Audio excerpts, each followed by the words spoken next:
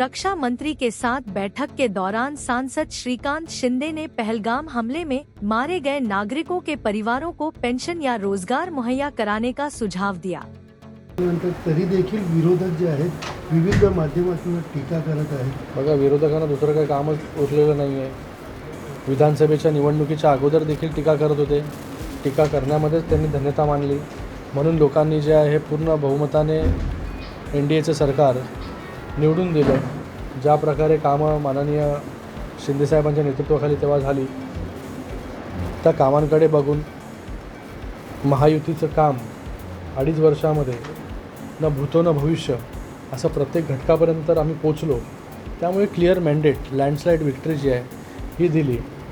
आता पुन्हा विरोधक जे आहे टीकाच करतायत, चांगलं काम केलं तरी टीका करतायत। तर मला वाटतं त्यांच्याकडे जास्त लक्ष न देता शिंदेसाहेब नेहमी बोलत असतात की काम करण्यावरती त्यांचा जास्त भर असतो आणि कामामधून ते उत्तर देत असतात। आणि मला वाटतं ज्या प्रकारे त्यांनी काम केलं, ज्या प्रकारे महायुतीच्या सरकारने काम केलं, या पूर्ण घटनेमध्ये लोकांना परत आपल्या घरी आणण्याचं काम राज्य सरकारच्या माध्यमाने असेल, देवेंद्र फडणवीसजींच्या नेतृत्वाखाली शिंदेसाहेबांच्या माध्यमाने असेल, एक मोठा दिलासा जो आहे तो देखील देण्याचं काम आम्ही केलेलं आहे। आम्ही आमचं काम जे आहे ते करत राहू, विरोधकांना जे काय बोलायचं ते बोलत राहतील। साहेब, जे दहशतवादी हल्ल्यामध्ये जे मृत्युमुखी पडले त्यांना पेन्शन योजना सुरू करण्याची सूचना आपण केंद्र सरकारला केली, काय नेमकी ती माहिती?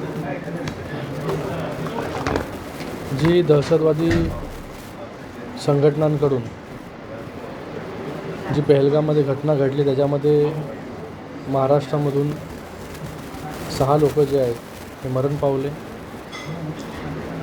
आणि ऑल पार्टी मीटिंग जेव्हा होती दिल्लीमध्ये, संरक्षण मंत्री यांच्या अध्यक्षतेखाली घेण्यात आली होती, त्याच्यामध्ये वेगवेगळ्या गोष्टींवरती विचारविमर्श झाला।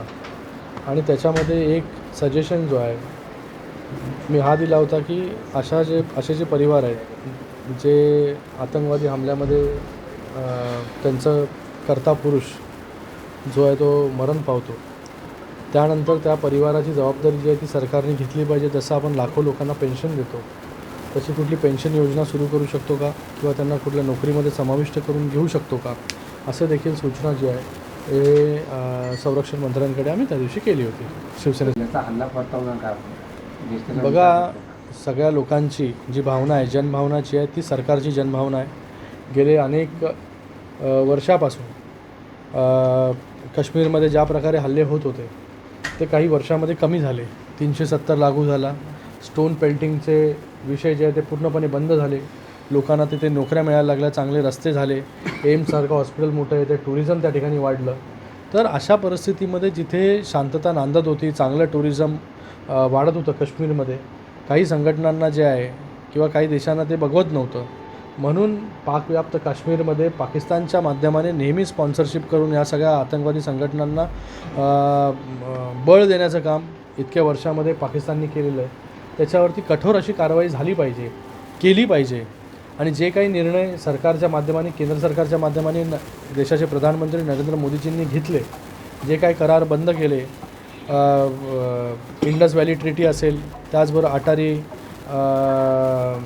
क्लोजर असेल, ती बॉर्डर्स क्लोज करण्याचा विषय असेल, सार्कवरच्या विजांचा विषय असेल, लोक जे इथे राहत आहेत, तर मला वाटतं हे सगळे विषय जे आहेत स्वागतार्ह आहेत। आणि त्याच्यापेक्षा अजून कडक निर्णय हे सरकारने घेतले पाहिजे, माननीय नरेंद्र मोदी साहेबांनी घेतले पाहिजे, अशी भावना जी आहे सर्वपक्षीय नेत्यांची देखील होती, ऑपोजिशनची देखील होती। तर मला वाटतं लोकांची भावना लक्षात घेऊन पाकिस्तानला त्याच्या शब्दांमध्ये, त्याला जी भाषा कळते त्या भाषेमध्ये जे आहे हे समजवणं खूप गरजेचं आहे। आणि मला वाटतं ते नरेंद्र मोदीजी करतील।